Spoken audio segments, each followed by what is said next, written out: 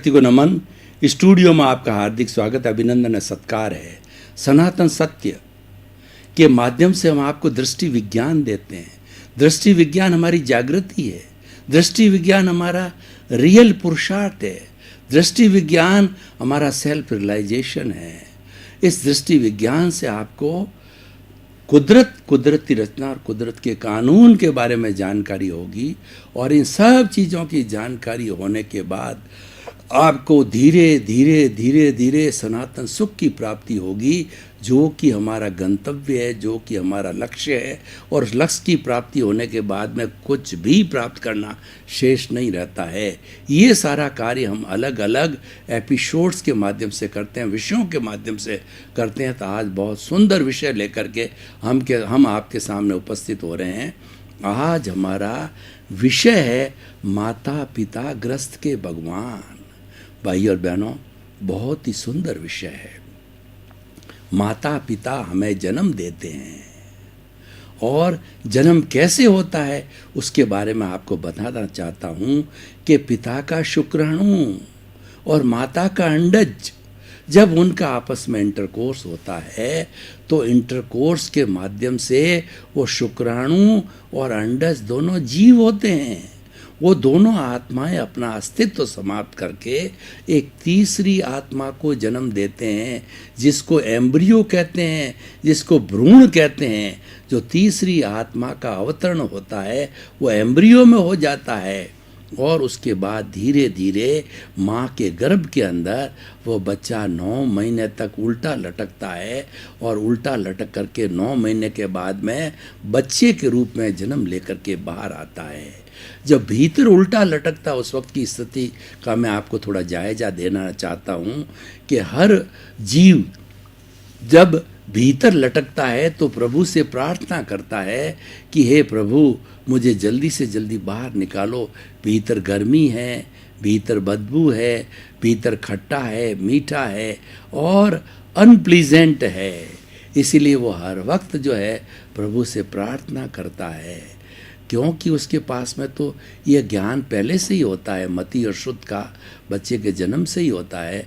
तो वह जो है वह प्रार्थना करता है, लेकिन जब बाहर आता है, व्यवहार जगत को देखता है, तो व्यवहार जगत के अंदर राग द्वेष होता है। व्यवहार जगत जड़ जगत है।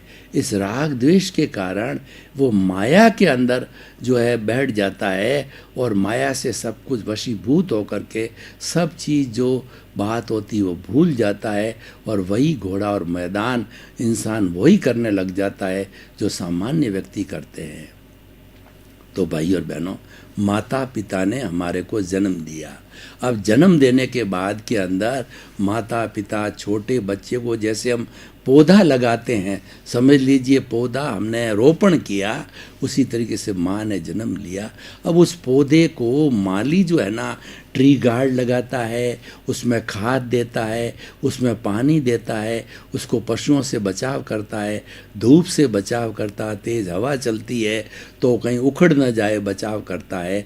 तो माली जैसे उस पौधे को पालन पोषण करता है, ठीक उसी तरह से माँ जो है उसको सर्दी से बचाती है, गर्मी से बचाती है, वो टॉयलेट भी करता है, वो भी धोती है। और माँ जो है वह ठंडे में सोती है, बच्चे को सूखे में सिलाती है कि बच्चे को कहीं निमोनिया ना हो जावे, इतना ध्यान रखती है। बच्चा जब थोड़ा जो बड़ा होता है, जब वो पैरों से चलने लगता है, तो माँ ध्यान रखती है कि ये असमझ है, तो कहीं वो गिर नहीं जाए, कहीं उसके लग नहीं जावे, और कोई चीज़ ऐसी चीज़ पकड़ ना ले जिससे उसको खून आ जावे। तो यानी वो रसोई में भी काम कर रही, कोई भी काम कर रही है माँ, तो उसका जीव बच्चे में रहता है।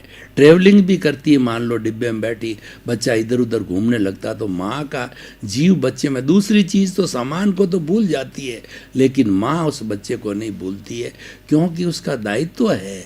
माता पिता ने जिस बच्चे को जन्म दिया है उसकी ये मॉरल ड्यूटी है, उसकी ये सामाजिक ड्यूटी है, उस बच्चे को पाँवों पर खड़ा करे, पाँवों पे खड़ा करने का क्या अर्थ होता है?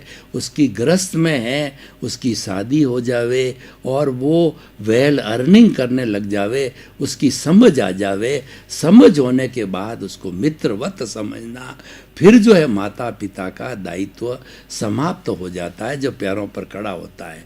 मैं आपको एक उदाहरण देना चाहता हूँ कि एक कबूतरी है, कबूतरी एक अंडा देती है, तो अंडा देने के बाद उसको सेती है, उसको पकाती है कि कहीं कोई दूसरा जानवर उसको नोच नहीं ले, उसके ऊपर बैठती है। तो उसकी गर्मी के कारण, कबूतरी की गर्मी के कारण वो अंडा पक जाता, भीतर से चूजा निकलता है। अब उस चूजे को वो दाना लाके खिलाती है और घोंसले में सुरक्षित रहती है उसकी सर्दी से, गर्मी से, बरसात से, दूसरे जानवर से। जिससे हम अपने बच्चों की रक्षा करते हैं तो वो कबूतरी उस घोंसले में जाती है, बच्चे का पालन पोषण करती है। बच्चा जब बड़ा हो जाता है तब वो कबूतर है वो उड़ने लगता है, तो माँ प्रैक्टिस कराती है, उड़ता है, गिरता है नीचे, उड़ता है, गिरता है, तो माँ उसका निरीक्षण करती है कि कहीं उसके लग नहीं जाए, तो उसको सिखाती है। सिखा करके बाद के अंदर वो कबूतर पूर्ण रूपेण एक्सपर्ट हो जाता है, उड़ जाता है। वहाँ पर भी आगमकार हमारे शास्त्रकार कहते हैं कि अब जो है पैरों पर खड़ा होकर के वो कबूतर उड़ गया, तो पता नहीं वो कबूतर है वो वापस उस कबूतरी से जीवन कभी मिलता है या ना मिलता है।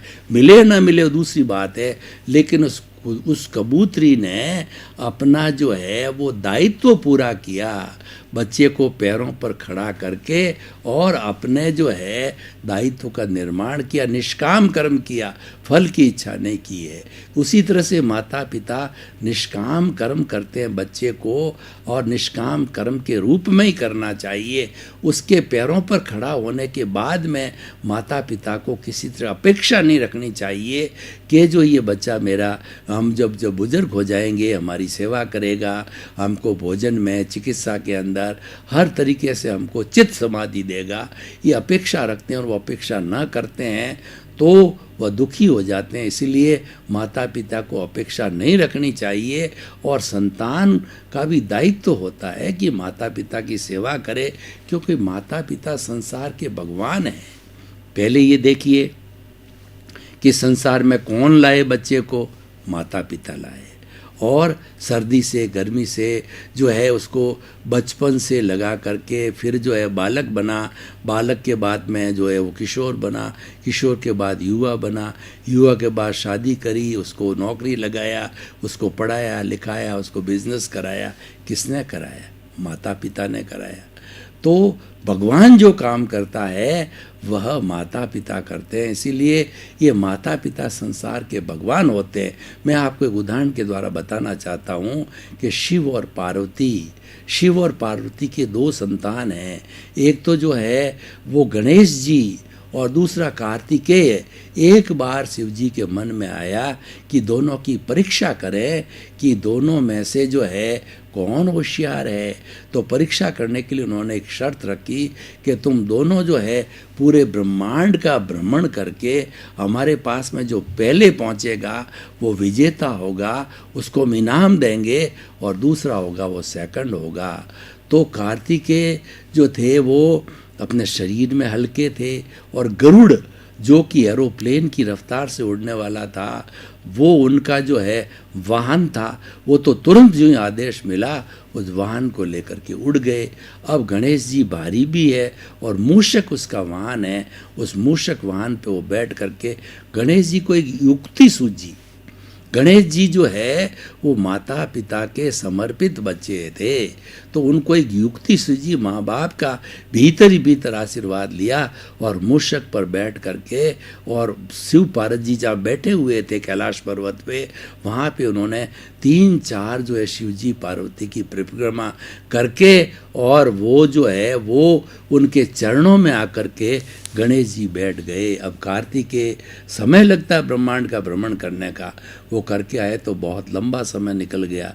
तब जो है शिव जी ने कहा कि गणेश प्रथम रहा, इसलिए हम गणेश को आशीर्वाद देते हैं कि इस मनुष्य लोक के अंदर कोई भी व्यक्ति शुभ कार्य करेगा, मांगलिक कार्य करेगा, तो सबसे पहले श्री गणेशाय नमः, गणेश जी की पूजा होगी, गणेश जी का नाम लिखा जाएगा, गणेश जी को शुभ प्रारंभ के लिए हमेशा पूजा जाएगा। सदियों सदियों बीत गई तो जो है गणपति बाबा गौरिया कितना बड़ा पूरे विश्व, पूरे हिंदुस्तान में उत्सव मनाया जाता है। तो ये उनकी महानता माता पिता के आशीर्वाद से मिली।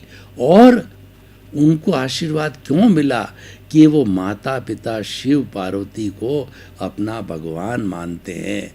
तो ठीक उसी तरह से जो संतान माता पिता को भगवान मानती है, उनका आशीर्वाद लेती है, तो माता पिता का कलेजा ठंडा होता है। और कलेजा ठंडा होने से वो भीतर ही भीतर गहरा आशीर्वाद देते हैं। तो माता होती है वह तो लक्ष्मी का रूप होती है, वो भौतिक समृद्धि भी देती है और साथ साथ में आध्यात्मिक समृद्धि भी देती है।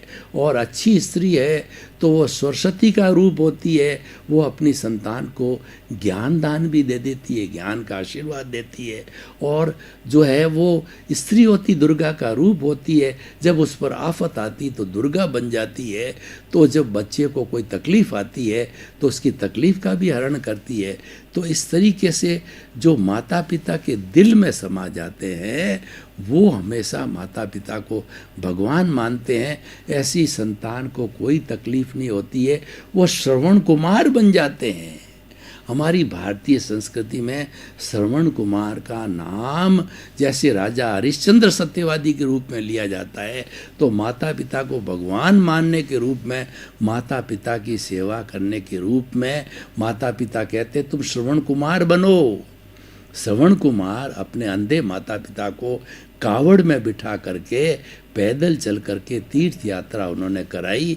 और बीच के अंदर एक जो प्रसंग भी आता है कि जब वो कावड़ को एक जगह रख करके माता पिता को ठंडा पानी माता पिता को पिलाने के लिए सरोवर के अंदर गया, तो राजा जो भगवान राम के जो पिता दशरथ थे वो राजा लोग हैं, वो आखेट करने का शौक़ होता है।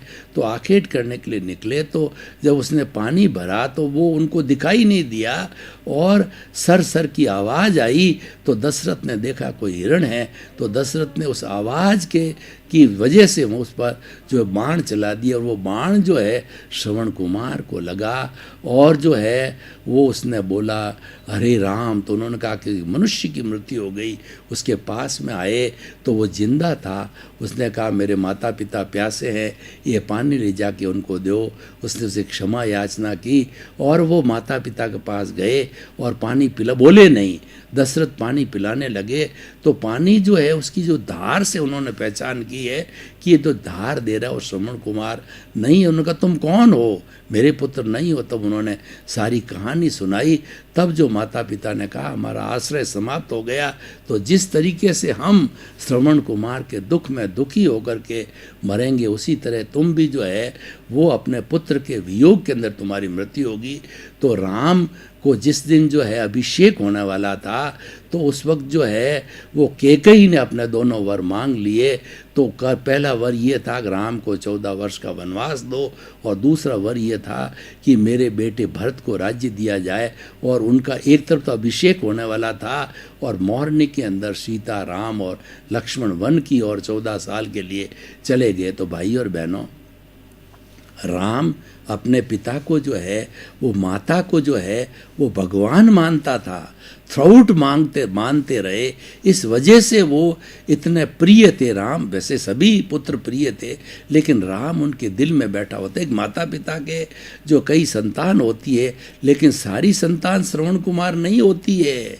जो श्रवण कुमार होता है वही माता पिता को भगवान मानता है और वही माता पिता के दिल के अंदर समा जाता है। और जो माता पिता का जिसको आशीर्वाद मिल गया, उसको फिर किसी भी देवी देवता के आशीर्वाद की आवश्यकता नहीं है। इसीलिए आपने बहुत सी जगह देखा होगा कि बड़ी बड़ी ट्रकें चलती है, बड़े बड़े जेसीबी चलते हैं, बड़े बड़े यंत्र चलते हैं, उसके पीछे लिखा होता है माँ का आशीर्वाद। दुनिया के अंदर माँ का आशीर्वाद बहुत प्रसिद्ध है। माँ का आशीर्वाद मिल गया, यानी भगवान का आशीर्वाद मिल गया। इसलिए भाई और बहनों, इस एपिसोड के माध्यम से और ख़ास तरह से भारत में 80 करोड़ हमारे युवा है, उन सब युवाओं को इसके मैसेज के साथ में हम कहना चाहते हैं इस एपिसोड के माध्यम से कि आपके माता पिता आपका बहुत कष्ट सहन करके भरण पोषण करते हैं, आपको पढ़ाते हैं, लिखाते हैं। वो तो फटे हुए कपड़े पहनते, आपको अच्छी पोशाक पहनाते हैं, और वो तो रूखा सूखा खाते हैं, आपको हलवा खिलाते हैं, और वो बेचारे अपना पेट काट करके आपको इंजीनियर, डॉक्टर, चार्टर्ड अकाउंटेंट बनाते हैं, और आपको कलेक्टर बनाते हैं, आपको आईपीएस आईएएस बनाते हैं। हर माता पिता की एक ख्वाहिश रहती है कि मैं रुपया हूँ तो मेरा बेटा सवा रुपया रहना चाहिए, ऊंचा से ऊंचा पद पे उसको देखना चाहते हैं। और जब पद पर चले जाते हैं तो वो बच्चे जो है माता पिता का अगर तिरस्कार करते हैं। अब वर्तमान का थोड़ा सिनेरियो भी मैं बताना चाहता हूँ, युवाओं को कहना चाहता हूँ कि रास्ते मत जाना। वर्तमान का सिनेरियो देखिए कि भारतवर्ष में माता पिता को भगवान माना जाता है, माता पिता को शेल्टर माना जाता है, माता पिता को अम्ब्रेला माना जाता है, और जिस परिवार में माता पिता होते हैं वह परिवार धन्य होता है, वो बच्चे धन्य होते हैं। लेकिन आजकल न्यूक्लियर फैमिली ने एक नया कॉन्सेप्ट दिया है, गलत कॉन्सेप्ट दिया है कि वह पहले शादी होते ही 1 साल के अंदर अंदर अलग निवास करने लग जाते हैं, और सारी संतानें जब अलग हो जाती, आजकल तो संतान होती कितनी, 1 या 2 होते हैं, वह संतान अलग हो जाती है, विदेश में जाके बस जाते हैं, तो माता पिता बेचारे जो है वो भटकते रहते हैं, उनके भोजन का ठिकाना नहीं, सेवा का ठिकाना नहीं। ऐसे ऐसे कपूत बच्चे होते हैं, वो बच्चा या बच्चे की बहू होती है, वो उनको कुंभ के मेले में अकेले छोड़ के आ जाती है, और उनको घर में बंद करके वो बाहर चले जाते हैं, और उनको जो है वो वृद्धाश्रम बन गए आजकल। वृद्धाश्रम भारत का कॉन्सेप्ट नहीं है, ये वृद्धाश्रम तो जो हमारी वेस्टर्न फिलोसॉफी का कॉन्सेप्ट है। अब भारत में भी जो है दुष्प्रवृत्ति आ गई है, इस दुष्प्रवृत्ति को रोका जाना चाहिए। मैं इस एपिसोड के माध्यम से पुरजोर निवेदन करता हूँ सभी युवाओं से, सभी बच्चों से, सभी जो है उनकी बच्चों की बहुओं से, पोते से, पोतियों से, कि माता पिता को कभी कष्ट न दें, दादा दादी को कभी कष्ट न दें। वो संसार के भगवान हैं, वो पूजनीय है। सुबह आप उनका प्रणाम करते हो मतलब भगवान का प्रणाम हो गया।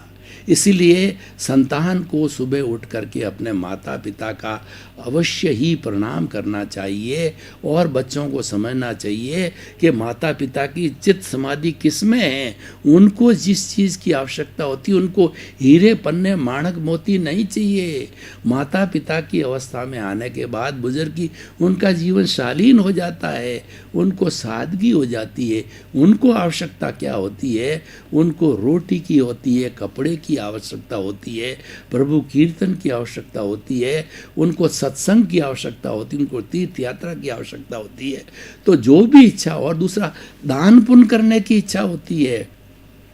इसीलिए माता पिता को जो भी आवश्यकता होती है बच्चों को समझना चाहिए, चाहे वो अर्थ की है, चाहे सेवा की है, वो जो है उसकी पूर्ति करना चाहिए। और माता पिता जब उम्र के साथ आ जाते हैं, उनकी उम्र ढल जाती है, तो उनको भी थोड़ा परिवर्तन लाना चाहिए कि उनको सब अपने बच्चों को पक्षपात नहीं करना, सबको एक नज़र से देखना। अगर प्रिय बच्चा भी प्रिय होता ही है, अगर 2-3 बच्चे होते हैं, लड़के होते हैं, तो कोई प्रिय भी होता है, लेकिन वो झलकने नहीं चाहिए उसकी प्रियता के प्रति। उसके प्रति मंगल भावना करो, उसके साथ रहते भी हैं, करते भी है। और जो अप्रिय होता है उसके साथ रहना पसंद भी नहीं करते हैं, क्योंकि अप्रिय होता है वो कष्ट देता, माता पिता की केयर नहीं करता है, प्रिय के साथ ही जाते हैं। वो तो ये तो बात लाजमी है, होता ही है। पर कुल मिलाकर के बात ये है कि माता पिता संसार के भगवान होते हैं। इस जो है बात को आप गांठ बांध लीजिए, इसको आप भूलिए नहीं, और हमारी भारतीय संस्कृति के अंदर एक नया जो है मोड़ लाइए। इस वृद्धाश्रम को बंद कीजिए, और जो जो माता पिता को आपने वृद्धाश्रम में भेज दिया वापस घर लाइए, उनकी पूजा कीजिए। भगवान वृद्धाश्रम में जाने लायक नहीं है, भगवान तो घर में पूजनीय हुआ करते हैं।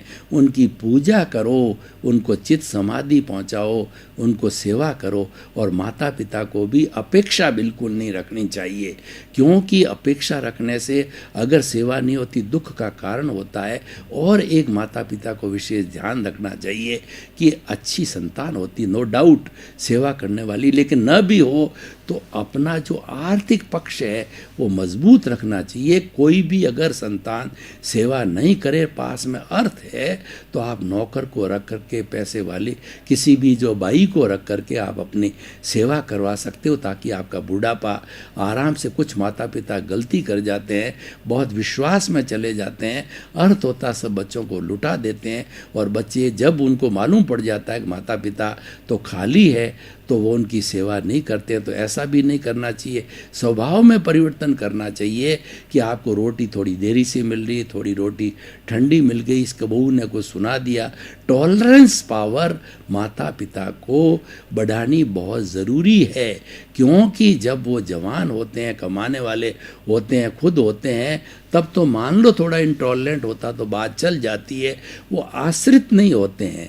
लेकिन जब बुज़ुर्ग हो जाते हैं और उनका शरीर निर्बल हो जाता है, तो निश्चित तौर पे 70 की, 75 की, 80 की उम्र आती है, तो निश्चित तौर से शरीर दुर्बल हो जाता, सेवा मांगने लग जाता है, खुद रोटी पका नहीं सकते, खुद में विस्मृति चालू हो जाती, कोई रोग लग जाता है, चल फिर नहीं सकते, मार्केट से सामान नहीं ला सकते, उनकी तो उठने की भी स्थिति नहीं होती कई माता पिता की।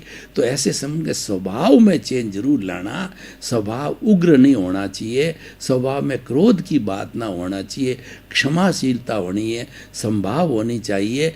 देरी भी होगी तो कोई बात नहीं बेटा, कोई बात नहीं है, ध्यान रखना। तो इस तरीके से उनके प्रति विनम्रता का व्यवहार माता पिता को अपने बच्चों के प्रति करना चाहिए। विनम्रता के व्यवहार से उनमें भी सहजता आएगी और वो आपका ध्यान रखेंगे। तो ऐसे कुछ सूत्र जो माता पिता को मैंने दिए, संतान को दिए, सारी संतान भी बुरी नहीं होती है और सारे माता पिता भी अच्छे नहीं होते। हर एक को अपनी अपनी ड्यूटी निभानी चाहिए। माता पिता को भी जब बुज़ुर्ग हो जाते हैं तो जैसे मैंने 2, 4, 5 जो मेन टिप्स बताए कि स्वभाव में परिवर्तन होना चाहिए, अपने अर्थ को बचा करके रखना चाहिए, और ज़्यादा थोड़ा समय जो है वो अपना स्वयं के हाथों से काम करना चाहिए जितना कर सकते हैं। और सोसाइटी के लिए अगर चल फिर सकते हैं तो सोसाइटी के लिए उनको उपयोगी होना चाहिए। सीनियर सिटीजन्स को अगर शिक्षक है और वो 2-5 घंटा बच्चों को पढ़ाने में फ्री, उसमें मानद सेवा होनी चाहिए, वो सेवा के खाते में जाती है। अगर पैसा ले लिया वो तो आपका स्वार्थ है। सेवा फ्री होती है, वही सेवा कहलाती है, वही परोपकार कहलाता है। भाई और बहनों, आपका बहुत बहुत धन्यवाद।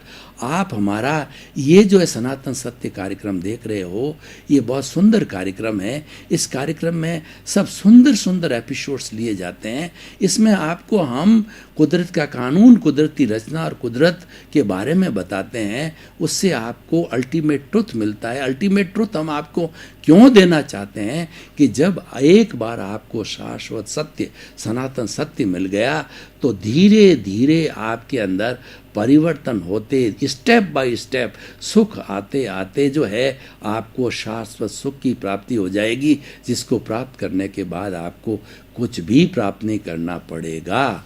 तो आपके प्रति मंगल भावना शुभ।